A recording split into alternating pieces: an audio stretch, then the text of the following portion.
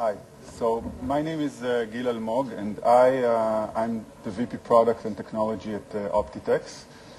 Basically responsible for defining the company's roadmap, product strategy, and product requirements for the R&D. So my presentation has basically two parts. The first part is about saving fabric through a cutting planning solution. And the second part is talking about a revolution that we're spearheading in the industry of 3D, of getting visualization and how it actually impacts the fashion industry. So talking about the cutting plan solution, our approach basically is to streamline the cutting order process and also have a fully automated solution where you basically combine the recommendation of how to split the order into various tables and doing the nesting automatically as part of this process. We've recently added a new feature that allows us to basically take the inventory of roles and then create a recommendation of what roles to use after we decided how to split it into various tables or various markers. So which roles to use to get the best efficiency possible. So basically how it works, we enter first of all the styles that we want to include in this order. This allows us to calculate the perimeter of all of the pieces and to basically take into account the particular ratio that we calculate for each individual style. We also take into account the entire order, so all the colors and sizes that we have to produce. Then we run an algorithm that basically in parallel does the splitting of the entire order into the various markers with all the plies of the colors that are needed, and in parallel does the nesting. We introduced into the market in the past year an improvement to our nesting solution, so that gives an additional efficiency of around 1%, just this nesting capability. And then when we do this fabric roll allocation, we gain an additional 1% efficiency by that. So that translates to a lot of savings overall. So how does this work? We start with the style input, and we select the various sizes. And as I mentioned, cut plan reads the perimeter to find the best combination of ratio. The next thing is handling the order quantity. So here again, we take the various styles, all the details about the order and the material, all the details about the colors and the sizes, and so on. The next part is basically the algorithm. So the cut planning solution basically handles all the spreading that's needed based on the various tables, and runs the nesting pro solution. And then finally, the reports of the result of this algorithm are presented in Excel. The way we do then the role allocation is we read from the inventory of the factory, and we group the various roles based on various parameters that we decide are important to group by, for example, based on the shrinkage or the shading. And this allows us to take into account several roles together and work with them together. And then the system can give a recommendation about what roles it's better to use to have the minimum wastage in the system. So we can run a full demo of it. We have the table outside, but I want to run through it so that I can also present additional things.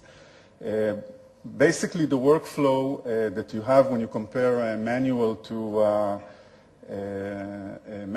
automatic, we save about half of the time when we run it through the automated process. So many of the components that you do today manually, you don't need to do in the automated process, and it saves time and also manpower. So we did an evaluation with a major production company in Sri Lanka, and we ran a test on 50,000 pieces, and we got to an average saving of close to 1%, and that translates to them to about 400,000 US dollars a year. So the ROI on the system is very quick, and basically in about a month they get back the investment that they've put in the cutting plant solution. And today this is the use case that we have with them. They do about 60% of their production using this cutting plant solution and save on average close to 1%, in addition to what they already saved with our nesting solution and so on. So the next thing I wanted to talk about is the 3D product revolution. And I think the best way to explain what this is about is to show a short movie.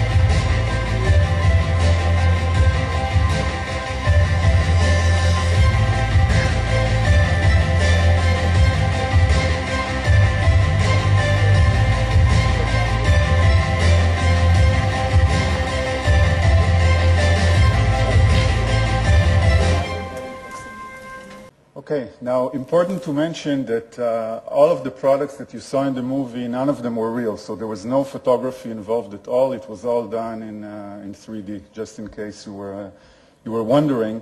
And this is really the power of 3D products. So we've seen in many other industries how 3D really transformed those industries and made them much more efficient. You see it in the automotive industry. For example, when you see TV commercials for cars, the car isn't real, okay? It can drive through snow and come out of it completely clean because it's all virtual. Same thing with architecture, where you can design a house, plan the furniture without even placing one brick. And this is really where we want to think about it for the fashion industry. So we think that virtual products in the fashion industry can really help throughout the entire life cycle, starting from collection planning, going through the product development, leveraging the content then for marketing purposes in your website or showroom, and then going all the way to the consumers with virtual try-on solutions. So when we talk about, for example, collection planning, the early engagement with the customers can help reduce overdevelopment. When we talk about product development, this is where we feel companies can gain a lot of time by cutting the lead time that it takes them today from a sketch to a prototype, and then cutting also the amount of samples that are required to create this prototype. So I have here another short movie. This describes basically the process of how we collaborate today on 3D. So this is our system, and we load on the left side, we load the 2D patterns. And then on the right side, this is where the 3D simulation happens based on those patterns. Now what we do, this is a new solution, this is a recording from our system. We have a collaborate option where this 3D content can be uploaded to the cloud, and you can define in which collection it belongs to. And then once it's uploaded, and this is the message you see here, on the other side of the globe, basically a designer can log into the same collaboration platform through the website, so there's no need to send any file or email any content or send a package with a sample. And basically they can access the exact same product that was created in our pattern making software, and now start to add various comments or feedback about the product. They can also change the fabric or try out different fabrics to see how each one would look. For everything that's done basically in the system, it's possible to place a comment, and then those comments are distributed among the entire team that's working on the product. In this case, we have several different areas in the garment, so you can change the fabric on each one separately. And here we can also add graphics, change their scale and their rotation, and create the perfect graphic placement that we want for the product. Again, we can also add a comment on this graphic to make sure that everybody understands what's happening here. I can also provide feedback, of course, about the pattern itself and how and different things about the look that I want the pattern maker to later change. All of these comments are tracked on a comment list on the right, and then once these comments are shared between the team, so there's like a post and share capability. Back again to the person who was creating the content initially, they get an alert and they see that they have new comments to deal with. So this is a very quick process to do your initial prototyping. Instead of creating a physical sample and sending it overseas, or even if it's internal, it allows you to have a few very quick iterations to get the concept right before you go into a physical sample to have a fitting session.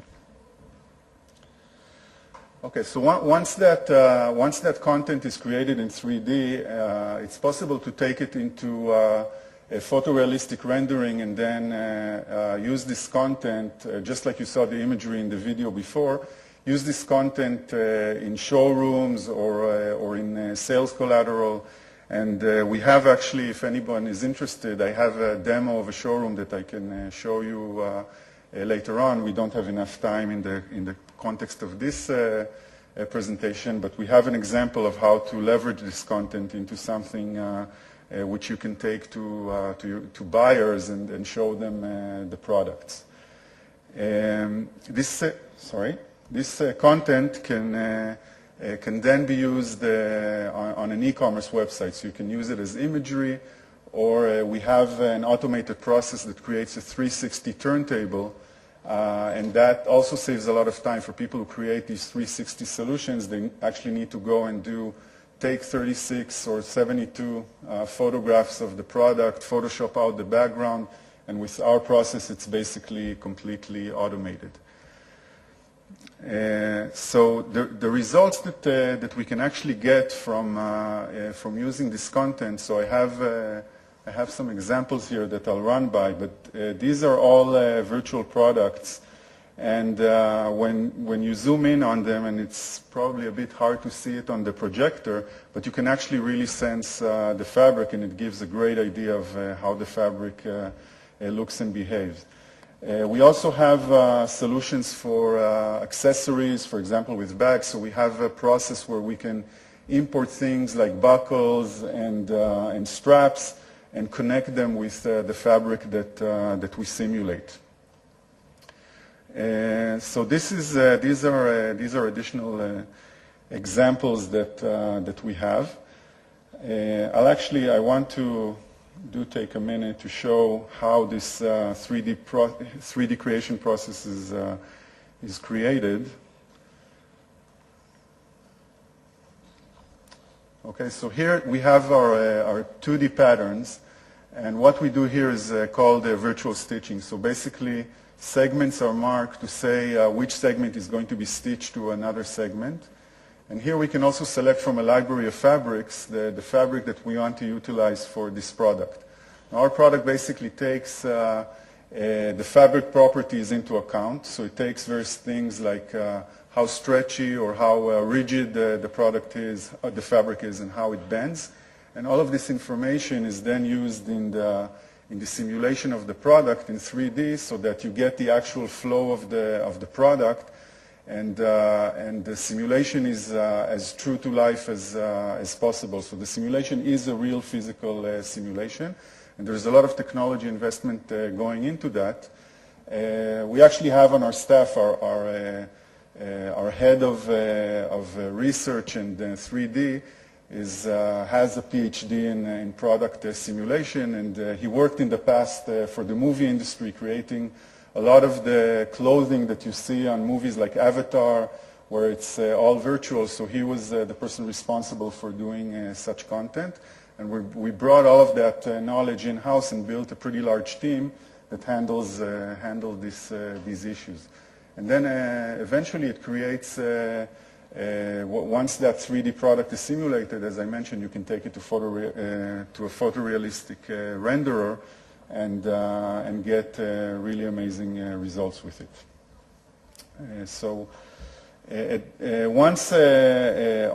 Once this product is created in 3D, an additional thing that we can do with it is actually create an animation sequence. So this is another thing that provides a lot of visual capability to understand how the product is sitting on the body and how it behaves in motion. So what we basically do here, and there's an option here, you see it sometimes with the mannequin and without the mannequin. Basically, we have the option to simulate any garment on any animation sequence. And we can also play with the parameters of the mannequin. So we can change his body measurements, his or her. We have a whole family of mannequins that are built into the product. So we have women, men, children, and so on. And then we have a library of animations, like a person walking, a person sitting down, a person turning around. And then we can simulate the clothing in all of these particular situations and get an animation sequence. Just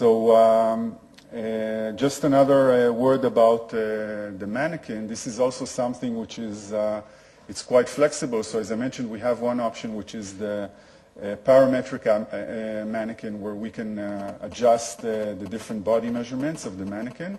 The second option is if you have your own body form or you want to have your house model, it's possible to do a 3D scanning and import it into our tool. And the third option is that we have a relationship with Alvenon. So anyone who's using Alvenon forms can basically purchase from Alvenon a digital version of their Alvenon form and then use it in the software. And then any simulation that you do of the product can be applied to that Alvenon form or to your own mannequin. So this is basically what I wanted to present, and thank you for your attention. I'd be happy to take questions. Mr. Almog, in your presentation, the 3D outfits come from an existing pattern already. Correct. A designer doesn't design that way. So he'll first have to do his pattern before he can get a rendition. Is that correct? Well, basically today when you do a physical sample, a designer would create a sketch in Illustrator or whichever way and send it to the pattern maker. Right. The pattern maker would then create a pattern and then you would cut fabric and create a physical sample and send it back to the designer for a fitting session to get their feedback. So we're basically doing virtually the same thing. The designer creates, again, a sketch, sends it to the pattern maker, but the pattern maker, instead of cutting fabric and creating a physical sample, they would basically create they would do virtual stitching on that pattern. So they would still create a pattern, do virtual stitching on that pattern, and create a 3D model. Now, go ahead. Please go ahead. So the benefit of that is that if you have additional rounds of feedback, they're very quick. Once that initial process is created, the additional rounds of doing the fixes are very quick because you don't have to redo a whole physical sample. You just tweak a few things on the pattern in 3D, and you have a new thing that you can upload to collaborate on. Right. Does that mean that, for example, if the designer makes a sketch that resembles something even vaguely that he's done before, that you could go back to the virtual pattern, modify it, redo it, and then change the rendition? Absolutely. I see. Thank you.